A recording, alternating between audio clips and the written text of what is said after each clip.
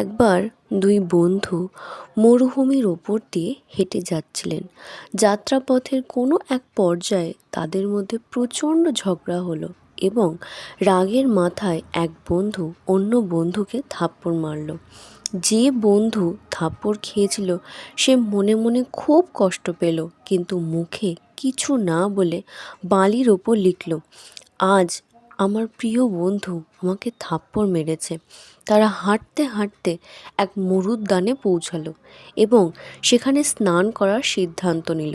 হঠাৎ যে বন্ধুটি থাপ্পড় খেয়েছিল সে চোরা বালিতে আটকে ডুবে যেতে শুরু করলো। তখন অন্য বন্ধুটি নিজের জীবন বাজি রেখে তাকে উদ্ধার করলো।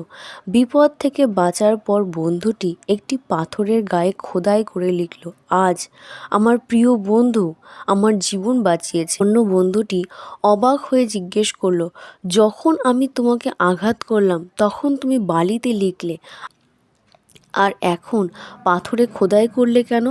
বন্ধু হাসি মুখে উত্তর দিল, যখন কেউ আমাদের কষ্ট দেয় তখন তা বালিতে লিখে রাখা উচিত, যাতে ক্ষমার বাতাস তা মুছে ফেলতে পারে।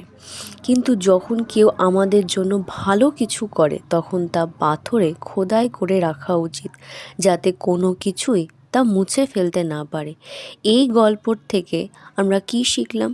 যে আমাদের জীবনের অভিযোগগুলো দ্রুত ভুলে যাওয়া এবং ভালো কাজগুলোকে আজীবন মনে রাখাই হলো প্রকৃত সুখের চাবিকাঠি।